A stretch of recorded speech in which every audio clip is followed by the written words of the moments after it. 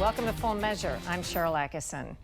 There's nobody quite like Republican Congressman Thomas Massie. His no-nonsense libertarian flair has made him a Kentucky fan favorite since 2012, where he's racked up landslides past 80% at the polls.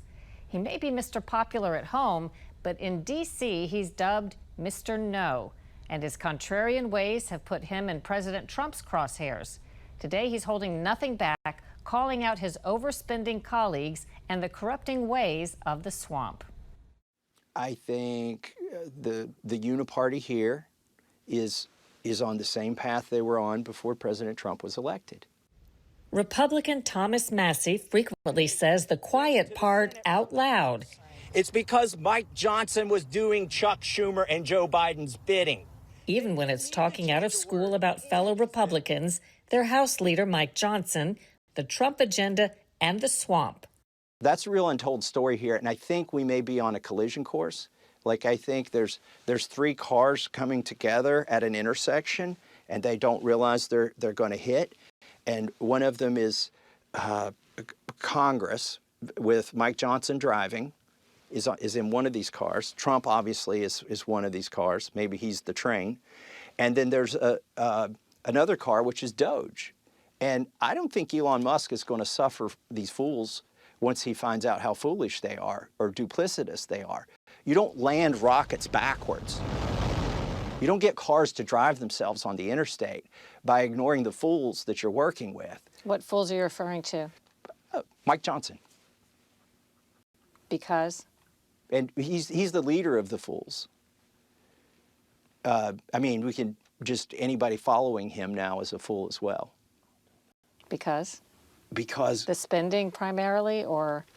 It's a suicide pact to spend us into oblivion. A fiscal hawk and MIT-educated engineer, Massie's record in Congress is a highlight reel of lone dissent.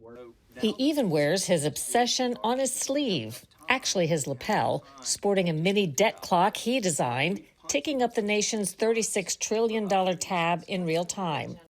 In 2020, he infuriated both parties by forcing lawmakers back to D.C. for an in-person vote by name on a $2.2 trillion COVID relief bill he saw as fiscally reckless. Mr. Speaker, I came here to make sure our republic doesn't die by unanimous consent in an empty chamber, and I request a recorded vote. In 2022, he was the only House member to reject a resolution against anti-Semitism. He argued it threatened free speech. He's continued taking solo stances this year. Well, I've stood alone 3 times so far in 3 months. I was the only dissenting Republican on making Mike Johnson the Speaker. I was the only dissenting Republican on our budget. And I was the lone dissenting Republican on the continuing resolution, which is a cut, copy, paste of Biden's last 15 months in office. We're just going to do the same thing for the first 9 months of Trump's administration.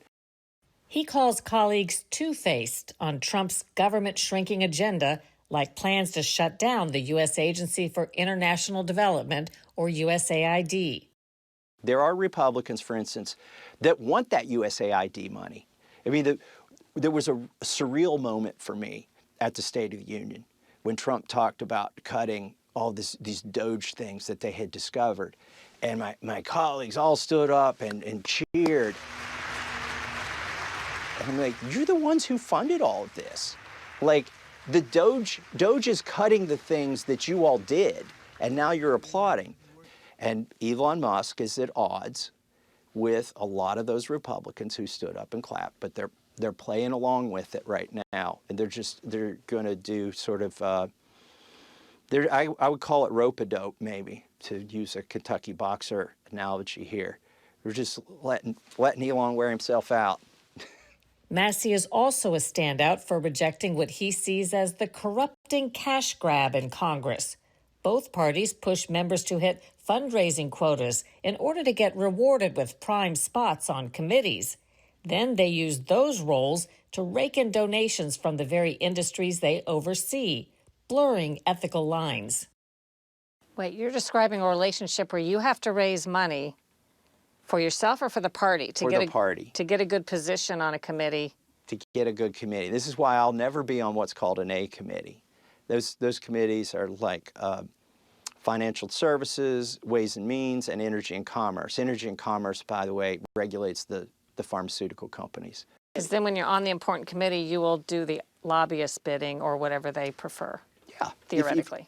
if you find that somebody is on a committee that oversees the pharmaceutical companies, you're going to see that's who the pharmaceutical companies donate to. But you're told before you get on the committee, don't even ask for one of these A committees unless you're ready to do the hard work across the street. Across the street means you can't call up and ask for money here in this building we're in right now. You have to walk across the street to the NRCC and make those phone calls.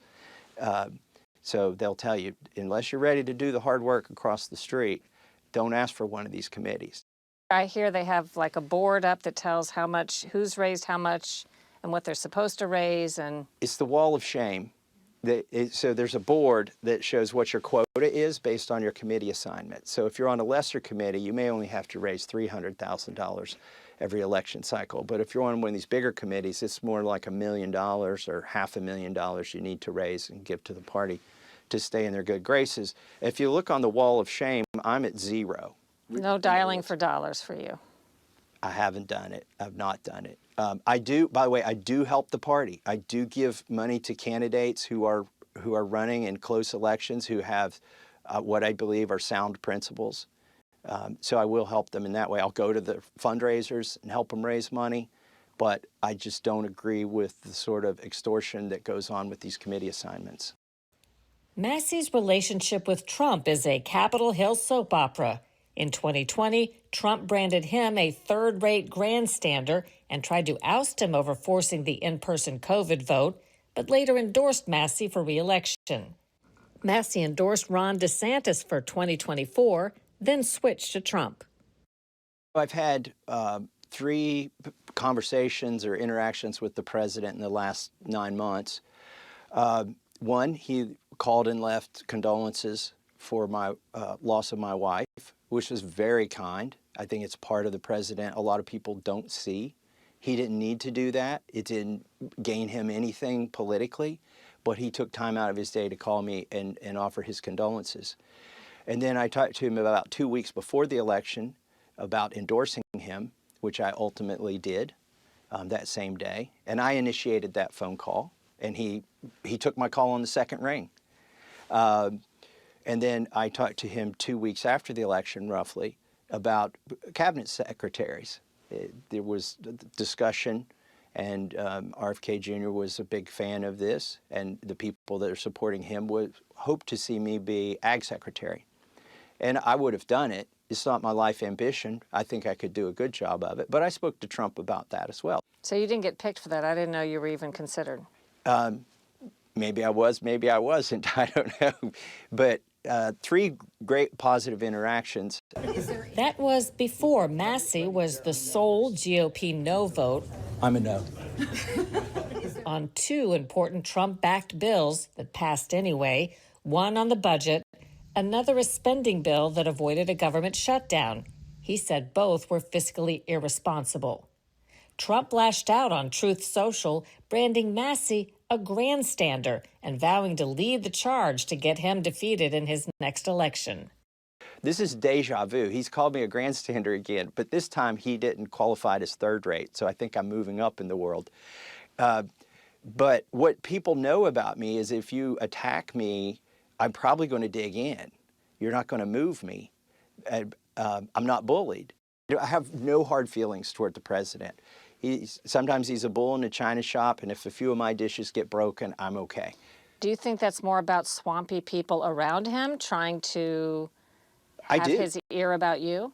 Oh, I absolutely do. I think people were whispering in his ear, you need to do something, Mr. President. That day or about a day before that attack, I had come out against getting involved in a war with Iran. And I think there are people in and around the administration who are whispering in his ear, you know, you need to whack this guy.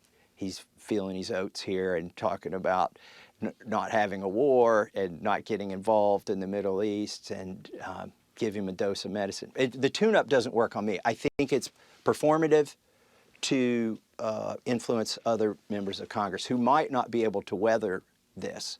I joke that I've got Trump antibodies from a natural infection in 2020. This was my booster. For more on this story, listen to my podcast, Full Measure, After Hours.